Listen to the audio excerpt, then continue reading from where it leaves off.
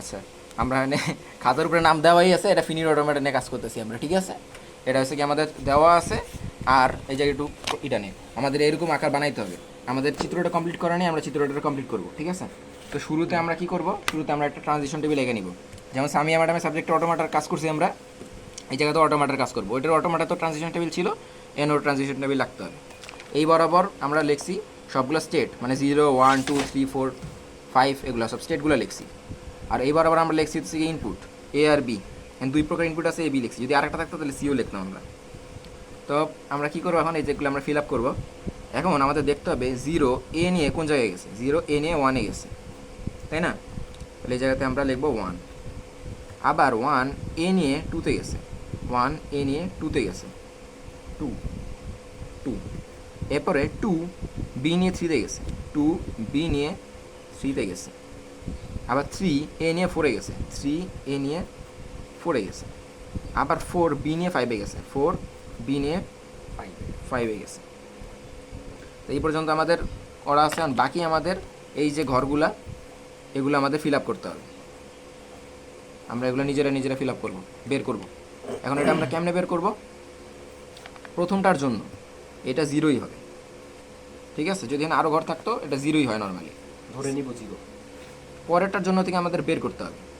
আচ্ছা, এটা কেমনে বের করবো আমরা, সেজন্য পাশে আমাদের আরও কিছু লিখতে হবে। সেটা কি, যেমন 0 কার জন্য কাজ করছে, এর জন্য এ। 1 কার জন্য কাজ করছে, এর জন্যই কাজ করছে। 2 কাজ করছে বির জন্য, 3 কাজ করছে এর জন্য, 4 কাজ করছে বির জন্য, আর 5 কাজ করছে কারোর জন্যই করেনি, তো এই যে আমরা কিছু লিখবো না, সহজ কথা। মানে যেমন এটার ক্ষেত্রে ভ্যালু ছিল এর জন্য, তাই এ বসাইছি। আবার এটার ক্ষেত্রেও এর জন্য ভ্যালু, যার জন্য এর জন্য ভ্যালু ছিল তার জন্য এ বসাইছি, যার জন্য বির জন্য ভ্যালু ছিল, যেমন 3 5 বির জন্য ছিল, তাই এই জায়গায় বি বসাইছি। কারণ এগুলার আমরা হেল্প নিয়ে কাজ করব। তো প্রথমে এইটা আমরা বের করব। এটার জন্য আমাদের হেল্প লাগবে কার কাছ দিয়ে, এই এ এর কাছ দিয়ে, মানে আগের ঘরে যে ছিল স্ট্রিং, আগের ঘর পর্যন্ত তার হেল্প লাগবে। তাহলে যেহেতু এর হেল্প লাগবে, আমরা এর নিলাম। নেওয়ার পরে মানে আমরা কারে ফিল আপ করবো, বির ঘরে ফিল আপ করবো। এর পাশে আমরা কারে বসাই দিব, বিরে বসাই দিব, এ বি।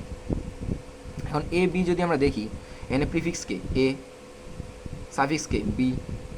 এখন সাফিক্স প্রিফিক্সে কি কোনো মিল আছে, মিল তো নাই, একটা এ একটা বি, যেহেতু মিল নাই তাহলে এই জায়গাতে আমরা বসাই দিব 0। এরপর এবার আমরা কার জন্য বের করবো, এটার জন্য। এটার জন্য এখন পর্যন্ত স্ট্রিং কে আসছে, আগের ঘর পর্যন্ত 2টা এ আসছে, 2টা এ নিলাম আমরা। কার ঘরের জন্য বের করতেছি, এর ঘরের জন্য, তাহলে আমরা বসাবো এ।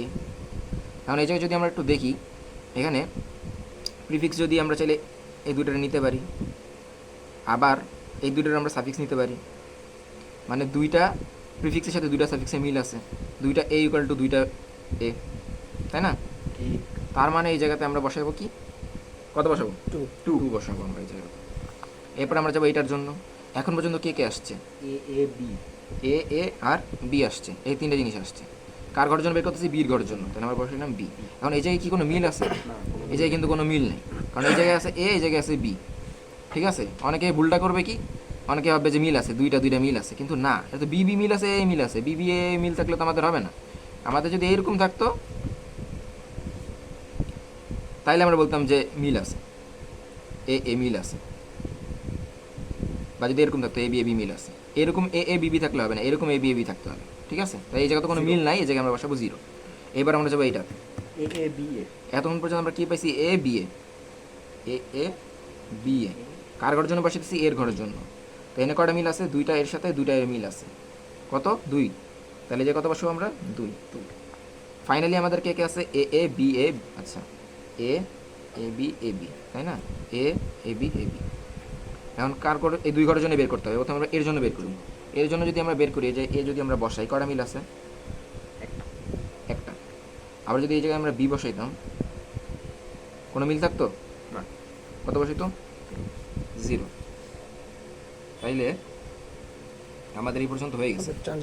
এবার আমরা ট্রানজিশন টেবিল আমরা এটা কমপ্লিট করবো। কেমনে কমপ্লিট করবো, আমরা চিত্রটা আবার নতুন করে আঁকবো। এই জায়গায় আমি নতুন করে আঁকতেছি না, এই জায়গায় কালার পেন দিয়ে দেখাইতেছি, কিন্তু পরীক্ষার সময় আবার নতুন করে আঁকা লাগবে চিত্রটা। সেমভাবে আঁকবো চিত্রটা। তারপর আমরা নতুন কে কে আসছে সেগুলো আমরা একটু দেখি। নতুন আসছে এই জায়গাতে 0, অর্থাৎ 0